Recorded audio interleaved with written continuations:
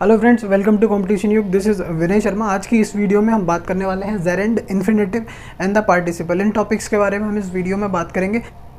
अक्सर करके इस टॉपिक को लेकर काफ़ी सारा कन्फ्यूजन रहता है और ये टॉपिक एग्जामिनेशन के पॉइंट ऑफ व्यू से अगर आप किसी भी कॉम्पिटिटिव एग्जाम की प्रिपरेशन कर रहे हो तो ये टॉपिक बहुत ज़्यादा इंपॉर्टेंट हो जाता है। इससे कई सारे ऐसे क्वेश्चंस हैं जो कि बनते हैं एग्जामिनेशन में देखे जाए तो मैं अगर आपको समझाने की कोशिश करूँ कि इसकी ज़रूरत आखिर क्यों पड़ी, इसका यूज़ कहाँ पे है, तो इसका ना आसान भाषा में अगर मैं समझाऊँ कि सेंटेंस में आप देखोगे कि एक सब्जेक्ट होता है, उस सब्जेक्ट की जगह पे क्या क्या पार्ट्स ऑफ स्पीच में से क्या क्या यूज़ हो सकता है। जैसे अगर सेंटेंस में कोई भी सब्जेक्ट है तो वहाँ पे नाउन आ सकता है और नाउन को रिप्लेस करके उस जगह पे प्रोनाउन आ सकता है। लेकिन अगर वर्ब कहने लग जाए, अगर वर्ब ये कहने लग जाए कि मैं एज अ सब्जेक्ट यूज़ होना चाहती हूँ सेंटेंस में, ओके, वर्ब का अगर मूड बदल जाए और वो कहे मैं वर्ब का रोल तो प्ले करूँगी लेकिन साथ साथ मुझे आप एक जिम्मेदारी और दे दो कि मैं सेंटेंस में एज अ सब्जेक्ट और एज एन ऑब्जेक्ट भी यूज़ होने लग जाऊँ, तो वहाँ हम बात करते हैं इन्फिनेटिव की, जीरेंड की, पार्टिसिपल की। इन चीज़ों की वहाँ हमें ज़रूरत पड़ती है। कैसे सर? एक एग्जांपल अगर आप दे दें तो बहुत अच्छे से क्लियर हो जाएगा कि वर्ब कैसे कहेगी कि मैं सेंटेंस में एज अ सब्जेक्ट यूज़ होता हूँ। जैसे कि अगर मैं कहूँ पढ़ना एक अच्छी आदत है, तो इस सेंटेंस को इंग्लिश में लिखेंगे हम, to read is a good habit. तो जीरेंड के बारे में अगर हम बात करें तो ये सेंटेंस में एज अ नाउन यूज़ होता है और वर्ब की फॉर्म के साथ आईएनजी इसमें लगती है, इसका ये फॉर्म होता है। अगर हम इन्फिनेटिव की बात करें तो 2+V1 की फॉर्म में सेंटेंस में आपको देखने को मिलता है। इसके 3 काइंड्स होते हैं, 3 तरह से यूज़ होता है: noun infinitive, adjective infinitive and the adverbial infinitive. या अगर ये वर्ब की तरह यूज़ हो रहा होगा तो बेयर इन्फिनेटिव आएगा। ये बेयर इन्फिनेटिव क्या होगा ये भी हम जानेंगे। ये वर्ब की सिंगुलर फॉर्म होती है, मतलब कि डायरेक्ट इसमें से टू हट जाता है, सिर्फ और सिर्फ वर्ब की फर्स्ट फॉर्म यूज़ होती है, इसमें से टू हट जाता है। इन्फिनेटिव बोलते हैं 2+V1 और बेयर इन्फिनेटिव बोलते हैं सिंगल सिर्फ V1 आता है। इसका यूज़ अभी हम जानेंगे। और इसका एक और यूज़, अगर ये इन्फिनेटिव वर्ब की तरह यूज़ हो रहा होगा तो ये perfect infinitive to have plus V3 की फॉर्म में भी आ सकता है। अगला अगर हम पार्टिसिपल की बात करें सर, तो पार्टिसिपल ये सेंटेंस में एज अ वर्ब यूज़ होगा या एडजेक्टिव यूज़ होगा। डिफरेंस क्या होगा सर कि इन्फिनेटिव भी एज अ वर्ब यूज़ हो रहा है और एज अ पार्टिसिपल भी सेंटेंस में एज अ वर्ब यूज़ होगा। तो इसका यूज़ होने के तरीके हैं कि अगर ये प्रेजेंट में यूज़ होगा तो वर्बिंग, वर्ब की फर्स्ट फॉर्म के साथ आईएनजी आएगा, जो कि हूबहू जीरेंड जैसा है। लेकिन डिफरेंस ये है कि ये नाउन की तरह यूज़ होता है और ये वर्ब की तरह यूज़ होता है। टेंशन ना लें, इन सब के बारे में अभी चर्चा करेंगे विस्तार में, इनके रूल्स, एग्जांपल्स, बाकी सब समझेंगे तो अच्छे से और भी क्लियर हो जाएगा। ये past, present and perfect in 3 form में यूज़ होता है। हैविंग प्लस वर्ब की थर्ड फॉर्म एंड वर्ब की थर्ड फॉर्म पास्ट में एंड प्रेजेंट में वर्ब की फर्स्ट फॉर्म के साथ आईएनजी। इस तरह से सेंटेंसेस में ये चीज़ें यूज़ होती हैं। अब बात आती है इनके टाइप्स। तो आपने देख लिए कि किस तरह से जीरेंड सेंटेंस में यूज़ होता है, इन्फिनेटिव कैसे यूज़ होता है, तो ये तो थी इनकी थ्योरेटिकल बात। लेकिन अगर इनका प्रैक्टिकल यूजेस अगर हम देखें, प्रैक्टिकल यूज सर कैसे, तो मैं अगर कोई सेंटेंस में आपको अगर किसी सेंटेंस में आप देखते हो कि जो नाउन होता है वो एज अ सब्जेक्ट सेंटेंस में नाउन या प्रोनाउन दो चीज़ें यूज़ हो सकती हैं। जैसे सर देखें, अगर मैं कहूँ कि ये आपका कोई एक सेंटेंस का स्ट्रक्चर है,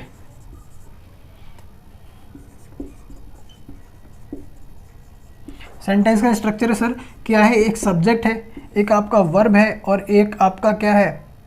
ऑब्जेक्ट है। अगर इस सेंटेंस में इस सब्जेक्ट की जगह आप बेसिकली जो यूज़ करते आए हो, अब तक जो यूज़ करते हो, वो नाउन यूज़ करते हो या प्रोनाउन यूज़ करते हो, same thing with the object. आप ऑब्जेक्ट में भी ऑब्जेक्ट की जगह पे नाउन या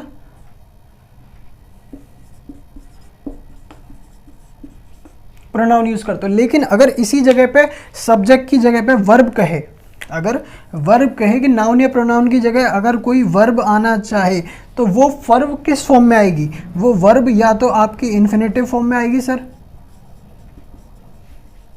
या आपकी जेरेंड फॉर्म में आएगी।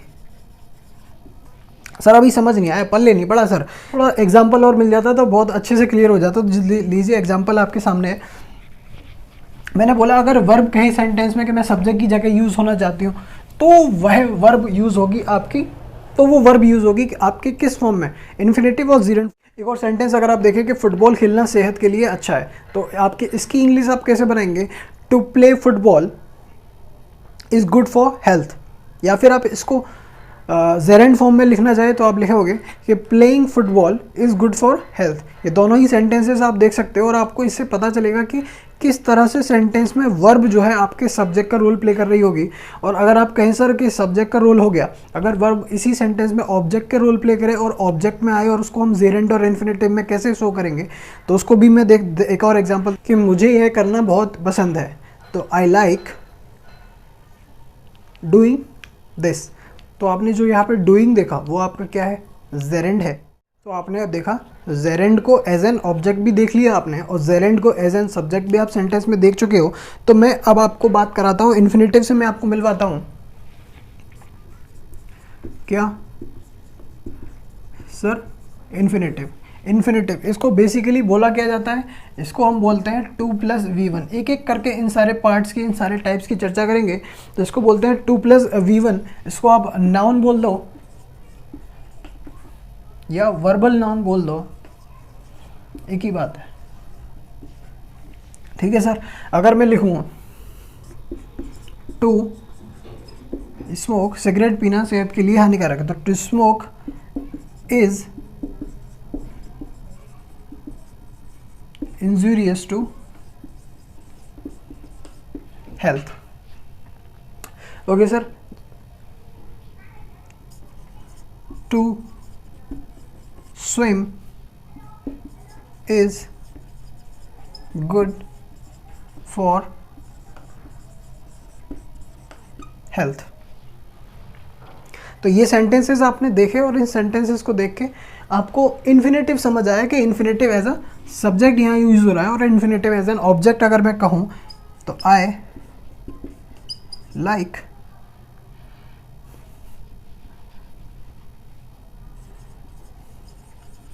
आई वुड लाइक टू ड्राइव। तो आपने देखा यहाँ पे इन्फिनेटिव जो आपका यूज़ हुआ तो एज एन ऑब्जेक्ट यूज़ हुआ और एज अ सब्जेक्ट यहाँ पे इन्फिनेटिव यूज़ हो रहा है। चलते हैं अगले एग्जाम्पल की तरफ।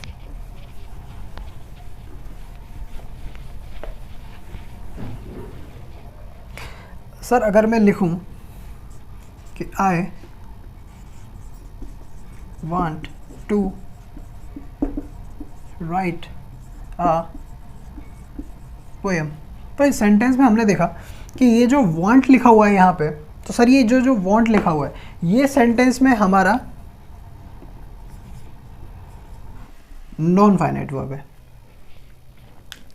तो सर हमने देखा सेंटेंस में, आप अगर इस सेंटेंस को देखें तो सेंटेंस में फाइनाइट वर्ब और नॉन फाइनाइट वर्ब, एक क्वेश्चन यहाँ रेज होता है कि सेंटेंस में फाइनाइट वर्ब या नॉन फाइनाइट वर्ब दोनों में से क्या फाइनाइट वर्ब ना हो तो काम चल जाएगा या नॉन फाइनाइट वर्ब के बिना काम चल जाएगा, या सेंटेंस में कौन सी ऐसी वर्ब है जो सेंटेंस में कंपलसरी रहती है, मतलब जिसका सेंटेंस में होना कंपलसरी है। तो आप देख लीजिए, अगर आप सेंटेंस से वांट को हटा दें कि आई टू राइट अ पोएम, और अगर आप टू राइट को हटा के इसको पढ़ें कि आई वॉन्ट अ पोएम, तो मीनिंगफुल क्या टर्म कर रहा है, हम नॉन फाइनाइट को हटाते हैं तो मीनिंगफुल आता है आई वॉन्ट अ पोएम, और अगर हम इसको हटा लेते हैं तो नॉन मीनिंगफुल लगता है, मतलब एक नॉन सेंस जैसा सेंटेंस हो जाता है जिसका कोई सेंस नहीं। तो सेंटेंस में आपने देखा कि फाइनाइट वर्ब आपकी सेंटेंस में एक ऐसी वर्ब होती है जिसका कि सेंटेंस में रहना कंपलसरी होता है, और नॉन फाइनाइट वर्ब जिसके बारे में हम पढ़ रहे हैं जो कि एक इन्फिनेटिव 2+V1 होती है, तो इसका सेंटेंस में रहना कंपलसरी नहीं होता। ये इसका सेंटेंस में रहना कंपलसरी नहीं है, कंपल्सन नहीं है। ये वर्ब का पर्पस बताने का काम करती है, वर्ब के बारे में कुछ और पर्पस, उस वर्ब में पर्पस ऐड करने का काम करती है। तो मिलवाता हूँ आपको मैं कुछ ऐसी वर्ब से मैं आपको मिलवाता हूँ जिनके बाद आप देखोगे कि इन्फिनेटिव सेंटेंस में आता है। Prefer, choose, seem, manage,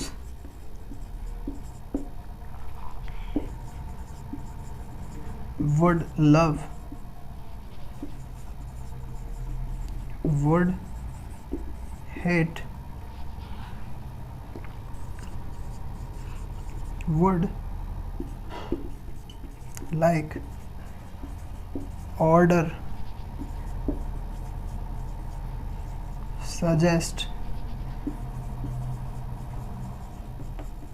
command,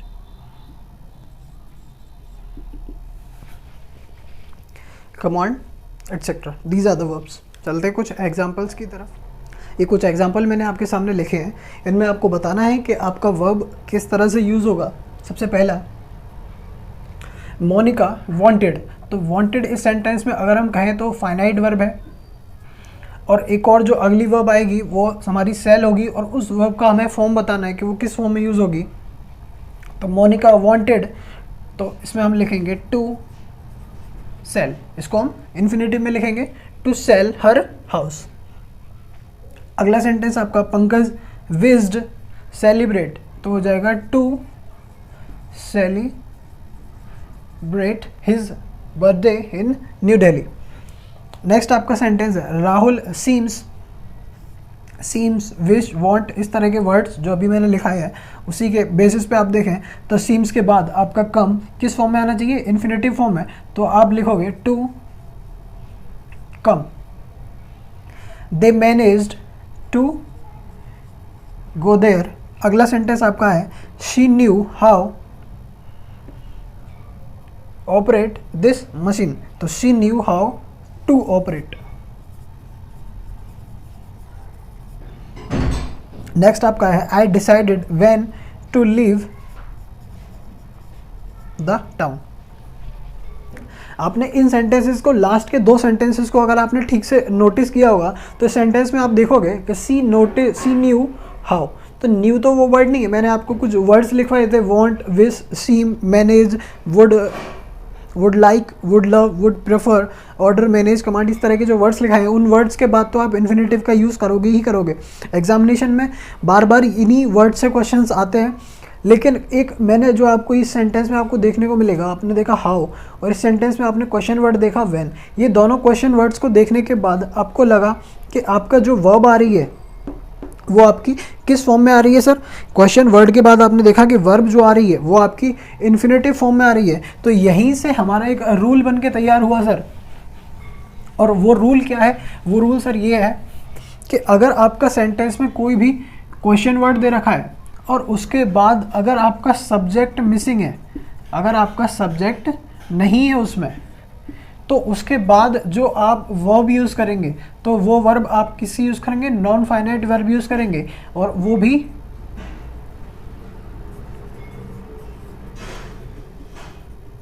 infinitive 2+V1 के फॉर्म में। सेंटेंस में अगर आपने सब्जेक्ट क्वेश्चन वर्ड देखा और क्वेश्चन वर्ड के बाद सब्जेक्ट नहीं दिया हुआ है और आप उसके बाद अगर वर्ब यूज़ कर रहे हैं तो वर्ब का फॉर्म कैसा होगा, नॉन फाइनाइट वर्ब जो कि इन्फिनेटिव 2+V1 की फॉर्म में। यहाँ से आपका ये रूल तैयार होता है।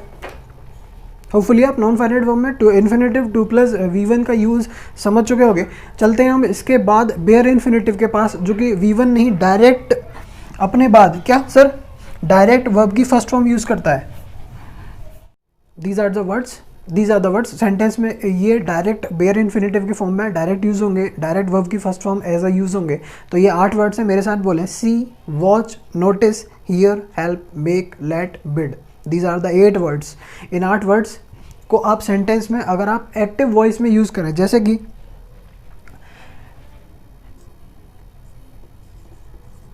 दे मेड मी अंडरस्टैंड, या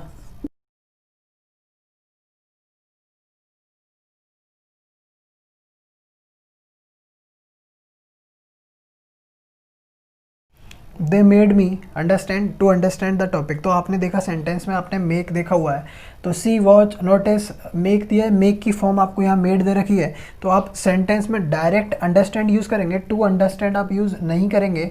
बेयर इन्फिनेटिव यहाँ यूज़ होगा जो कि अंडरस्टैंड है। अगर यही सेंटेंस आपका पैसिव वॉइस में लिखें, इसी को अगर आप पैसिव वॉइस में बनाएं तो आप यहाँ से सेंटेंस को उठाएंगे और लिखेंगे I was made to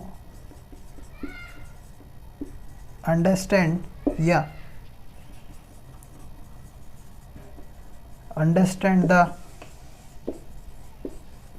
topic by them. देखा कि इसी सेंटेंस का हमने पैसिव वॉइस बनाया, I was made to understand या understand the topic by them. तो इस सेंटेंस का जैसे ही आप पैसिव वॉइस बनाओगे तो आपका टू अंडरस्टैंड इन्फिनेटिव फॉर्म लिखना करेक्ट हो जाएगा। तो याद करने वाली बात यहाँ जो हुई वो ये हुई कि बेयर इन्फिनेटिव में अगर आपको ये वर्ड्स देखने को मिलते हैं सेंटेंस में, अगर आपका एक्टिव वॉइस में, तो आपको ये चेक करना पड़ेगा। अगर आपका सेंटेंस सर एक्टिव वॉइस में है तो आप इसको बेयर यूज़ करेंगे। अगर आपका सेंटेंस वही सेंटेंस अगर आपका पैसिव वॉइस में दिया हुआ है, वर्ब की थर्ड फॉर्म आपको देखने को मिल जाती है वहाँ पर, और आपको लगता है सेंटेंस पैसिवली एक्ट कर रहा है, तो आप वहाँ 2+V1 इन्फिनेटिव की तरह इसे यूज़ करेंगे। अच्छा, इसमें एक एक्सेप्शनल केस है, वो भी मैं आपको अभी के अभी क्लियर कर देता हूँ। वो है आपका लेट। लेट आपका ऐसा वर्ड है जो कि दोनों के दोनों रोल प्ले करता है सर। दोनों रोल प्ले कैसे करता है सर? अगर आपका सेंटेंस एक्टिव वॉइस में हो या आपका सेंटेंस पैसिव वॉइस में हो, कोई फ़र्क नहीं पड़ता। लेट इकलौता ऐसा वर्ड है कि sentence whether is in active voice और इन पैसिव वॉइस, कोई फ़र्क नहीं पड़ता। इसके बाद जो आप वर्ब यूज़ करेंगे वो यूज़ करेंगे बेयर। बेयर इन्फिनेटिव यूज़ करेंगे, वर्ब आपकी जो आएगी वो बेयर इन्फिनेटिव के फॉर्म में आएगी। I can't let you go या टू गो। और इसी का अगर मैं पैसिव बनाऊँ, can't be let go by me, तो इसमें ये बेयर यूज़ होगा, ये यूज़ नहीं होगा। और यहाँ गो आया तो इसमें आपने लेट देखा, लेट आप सेंटेंस में आता है तो आपको चिंता ही नहीं करनी, फिर तो आपको बेयर ही यूज़ करना है इसको, चाहे सेंटेंस एक्टिव वॉइस में हो या सेंटेंस पैसिव वॉइस में हो। यहाँ तक कि आज की बात आपकी कंप्लीट हुई। आपने सेंटेंस में आपने जाना इन्फिनेटिव का यूज़ 2+V1 आपने देखा, बेयर इन्फिनेटिव आपने सेंटेंस में देखा। अगले ही सेगमेंट में हम आपसे जेरेंड और पार्टिसिपल के बारे में, दोनों के बारे में चर्चा कर रहे होंगे और इस टॉपिक को कंप्लीट कर रहे होंगे उस वीडियो में, तो वो पार्ट भी आप देखें। चैनल के प्लेलिस्ट में जाके आपको वर्ब वाले सेक्शन में मिल जाएगा सारा कुछ। और आपका कोई भी डाउट हो तो आप उसको कमेंट सेक्शन में लिख सकते हैं। मिलते हैं आपसे अगले वीडियो में। Till then, keep learning, keep supporting us. Thanks for watching the video.